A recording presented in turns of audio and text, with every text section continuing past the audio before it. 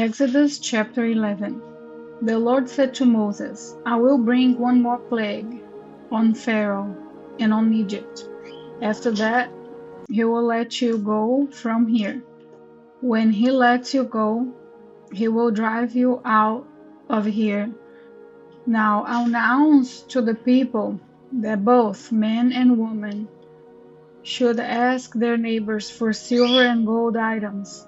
The Lord gave the people favor with the Egyptians. In addition, Moses himself was very highly regarded in the land of Egypt by Pharaoh's officials and the people.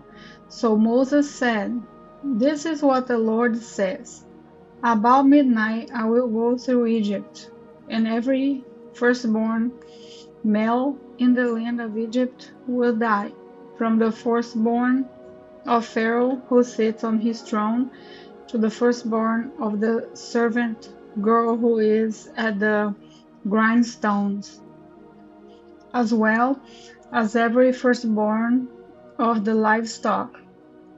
Then there will be a great cry of anguish through all the land of Egypt, such as never was before or ever will be again. But against all the Israelites, whether people or animals, not even a dog will snarl, so that you may know that the Lord makes a distinction between Egypt and Israel. All these officials of yours will come down to me and bow before me, saying, Get out, you and all your people who follow you. After that, I will get out. And he went out from Pharaoh's presence, fiercely angry. The Lord said to Moses, Pharaoh will not listen to you, so that my wonders might be multiplied in the land of Egypt. Moses and Aaron did all these wonders before the Pharaoh, but the Lord hardened Pharaoh's heart, and he would not let the Israelites go out of his land. Exodus chapter 12. The Lord said to Moses and Aaron in the land of Egypt, This month it is to be the beginning of months for you. It is the first month of your year. Tell the whole community of Israel that on the 10th day of this month they must each select an animal of the flock according to their fathers' families, one animal per family. If the household is too small for a whole animal, that person and the neighbor nearest his house are to select one based on the combined number of people. You should apportion the animal according to what each will eat. You must have an unblemished animal, a year-old male. You must take it from either the sheep or the goats. You are to keep it until the 14th day of this month. Then the whole assembly of the community of Israel will slaughter the animal at twilight. They must take some of the blood and put it on the 2 doorposts and the lintel of their houses where they eat them. They are to eat the meat that night. They should eat it, roasted it over fire, along with unleavened bread and bitter herbs. Do not eat any of it raw or cooked in boiling water, but only roasted over fire, its head as well as its legs and inner organs. You must not leave any of it until morning. Any part of it left until morning you must burn. Here's how you must eat it. You must be dressed for travel, your sandals on your feet, and your staff in your hand. You are to eat it in a hurry. It is the Lord's Passover. I will pass through the land of Egypt on the night and strike every firstborn male in the land of Egypt, both people and animals. I am the Lord. I will execute judgment against all the gods of Egypt. The blood on the houses where you are staying will be a distinguishing mark for you. When I see the blood, I will pass over you. No plague will be among you to destroy you when I strike the land of Egypt. This day is to be a memorial for you, and you must celebrate it as a festival to the Lord. You are to celebrate it throughout your generations as a permanent statute. You must eat unleavened bread for 7 days. On the first day you must remove yeast from your houses. Whoever eats what is leavened from the first day through the seventh day must be cut off from Israel. You are to hold a sacred assembly on the first day, and another sacred assembly on the seventh day. No work must be done on those days except for preparing what people need to eat. You may do that only. You are to observe the festival of unleavened bread, because on this very day I brought your military divisions out of the land of Egypt. You must observe this day throughout your generations as a permanent statute. You are to eat unleavened bread in the first month, from the evening of the 14th day of the month until the evening of the 21st day. Yeast must not be found in your houses for 7 days. If anyone eats something leavened, that person, whether a resident, alien, or native of the land, must be cut off from the community of Israel. Do not eat anything leavened. Eat unleavened bread in all your homes. Then Moses summoned all the elders of Israel and said to them, Go select an animal from the flock according to your families and slaughter the Passover animal. Take a cluster of hyssop, dip it in blood that is in the basin, and brush the lintel and the 2 doorposts with some of the blood in the basin. None of you may go out of the door of his house until morning. When the Lord passes through to strike Egypt and sees the blood on the lintel and the 2 doorposts, he will pass over the door and not let the destroyer enter your houses to strike you. Keep this command permanently as a statute for you and your descendants. When you enter the land that the Lord will give you as he promised, you are to observe this ceremony when your children ask you, What does this ceremony mean to you? You are to reply, It is the Passover sacrifice to the Lord, for he passed over the houses of the Israelites in Egypt when he struck the Egyptians and he spared our homes. So the people knelt low and worshipped. Then the Israelites went and did this. They did just as the Lord had commanded Moses and Aaron. Now, at midnight, the Lord struck every firstborn male in the land of Egypt, from the firstborn of Pharaoh who sat on his throne to firstborn of the prisoner who was in the dungeon, and every firstborn of the livestock. During the night, Pharaoh got up, he along with all his officials and all the Egyptians, and there was loud wailing throughout Egypt because there wasn't a home without somebody dead. He summoned Moses and Aaron during the night and said, Get out immediately from among my people, both you and the Israelites, and go. Worship the Lord as you have said. Take even your flocks and your herds as you asked, and leave. And also bless me. Now the Egyptians pressured the people in order to send them quickly out of the country, for they said, We are all going to die.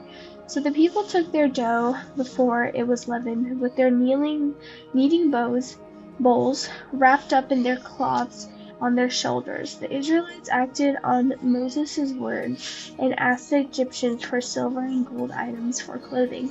And the Lord gave the people such favor with the Egyptians that they gave them what they requested.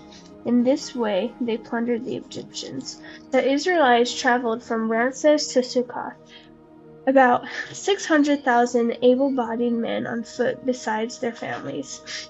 A mixed crowd also went up with them, along with a huge number of livestock, both flocks and herds. The people baked the dough they had brought out of Egypt into unleavened loaves, since it had no yeast. For when they were driven out of Egypt, they could not delay and had not prepared provisions for themselves. The time that the Israelites lived in Egypt was 430 years, and at the end of 430 years, on that same day, all the Lord's military division went out from the land of Egypt. It was a night of vigil in honor of the Lord, because he would bring them out of the land of Egypt. The same night is in honor of the Lord, a night vigil for all Israelites throughout their generations. The Lord said to Moses and Aaron, This is the statute of the Passover. No foreigner may eat it, but any slave a man has purchased may eat it after you have circumcised him. A temporary resident or hired worker may not eat the Passover. It is to be eaten in one house. You may not take any of the meat outside the house, and you may not break any of its bones. The whole community of Israel celebrate it.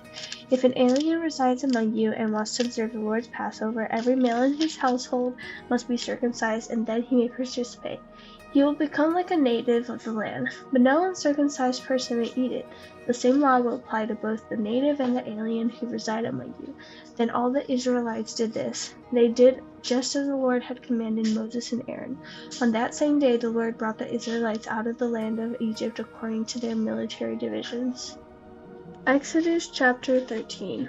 The Lord spoke to Moses, "Consecrate every firstborn male to me, the firstborn every womb among the Israelites, both man and domestic animal, it is mine."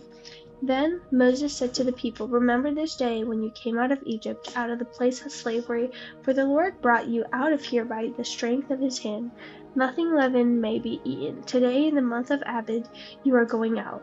When the Lord brings you into the land of the Canaanites, Hittites, Amorites, Hivites, and Jebusites, which he swore to your ancestors that he would give you, a land flowing with milk and honey, you must carry out the ceremony in this month. For 7 days you must eat unleavened bread, and on the seventh day there is to be a festival to the Lord. Unleavened bread is to be eaten for those days. Nothing leavened may be found among you, and no yeast may be found among you in all your territory. On that day explain to your son, 'This is because of what the Lord did for me when I came out of Egypt.' Let it serve as a sign for you in your hand and as a reminder on your forehead, so that the Lord's instruction may be in your mouth. For the Lord brought you out of Egypt with a strong hand. Keep this statute and at its appointed time from year to year. When the Lord brings you into the land of the Canaanites, as he swore to you and your ancestors, and gives it to you, you are to present to the Lord every firstborn male of the womb. All firstborn offspring of livestock you own that are males will be the Lord's. You must redeem every firstborn of a donkey with a flock animal, but if you do not redeem it, break its neck. However, you must redeem every firstborn among your sons. In the future, when your son asks you, 'What does this mean?' say to him, 'By the strength of his hand the Lord brought us out of Egypt, out of the place of slavery. When Pharaoh stubbornly refused to let us go, the Lord killed every firstborn male in the land of Egypt, both the firstborns of humans and the firstborns of livestock. That is why I sacrifice to the Lord all the firstborn of the womb that are males, but I redeem all the firstborns of my son. So let it be a sign on your hand and a symbol on your forehead, for the Lord brought us out of Egypt by the strength of his hand.' When Pharaoh let the people go, God did not lead them along the road to the land of the Philistines, even though it was nearby. For God said, 'The people will change their minds and return to Egypt if they face war.' So he led the people around towards the Red Sea along the road of the wilderness, and the Israelites left the land of Egypt in battle formation. Moses took the bones of Joseph with him, because Joseph had made the Israelites swear a solemn oath, saying, 'God will certainly come to your aid. Then you must take my bones with you from this place.' So they set out from Succoth and camped at Etham on the edge of the wilderness. The Lord went ahead of them in a pillar of cloud to lead them on their way during the day, and in the pillar of fire to give them light at night, so that they could travel day or night. The pillar of cloud by day and the pillar of fire by night never left its place in front of the people.